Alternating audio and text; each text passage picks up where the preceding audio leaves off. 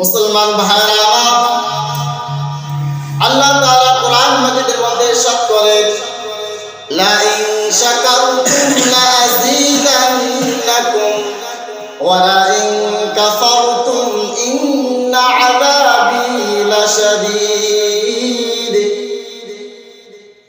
আল্লাহ পাক রব্বুল আলামিন বলেন, লা ইন শাকারতুম লা আযীদান্নাকুম, তোমরা যদি আমি আল্লাহর নিয়ামতের শুকরিয়া আদায় করো তাহলে আমি আল্লাহ তোমাদের নিয়ামতকে বাড়িয়ে দিব। সুবহানাল্লাহ। তোমরা যদি আমি আল্লাহর নিয়ামতের শুকরিয়া আদায় করো তাহলে তোমাদের নিয়ামতকে বাড়িয়ে দিব। কত বাড়িয়ে দিব আল্লাহ তাআলা সংখ্যা বলেননি। আল্লাহ তাআলা যত ইচ্ছা তত দিতে পারেন।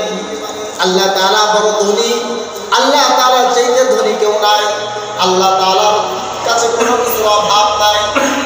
আল্লাহ তাআলা যদি বলছেন তোমার নিয়ামতকে বাড়াইয়া দিব। মুসলমান ভাই বন্ধুগণ আমার, কোন এমপি সাহেব যদি কোন একজন মানুষকে যদি কোনো কিছু দেওয়ার প্রতিশ্রুতি দেয় তাহলে ওই ব্যক্তি একেবারে নিশ্চিন্ত হয়ে যায় যে এমপি সাহেব বলছে অবশ্যই আমাকে দিবে। যেন তোর কোনো মানুষ বলে নাই, এমপি সাহেব বলছে। তো আল্লাহ তাআলা আমাদেরকে বলছেন, বান্দা তুমি যদি আমি আল্লাহর নিয়ামতের শুকরিয়া আদায় করো আমি তোমার নিয়ামতকে বাড়াইয়া দেব।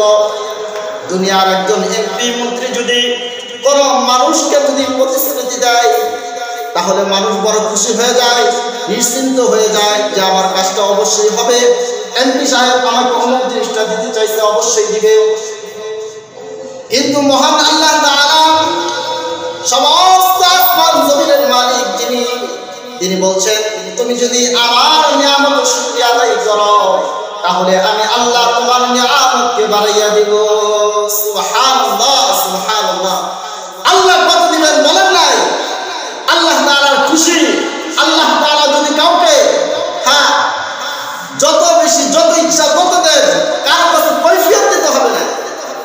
আল্লাহ তাআলা বলছেন দিবেন, এত কোনো সন্দেহ আছে? সন্দেহ নাই।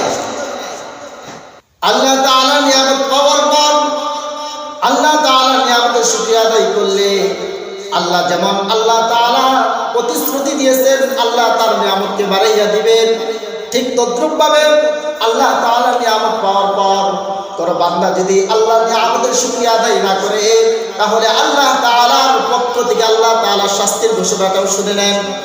আল্লাহ তাআলা বলেন, ওয়ালা ইন কাফারতুম, তোমরা যদি আমার নিয়ামতের শুকরিয়া আদায় না করো ইন্না আযাবি লাশাদীদ, তাহলে কঠিন আযাবের মধ্যে গ্রেফতার করা হবে।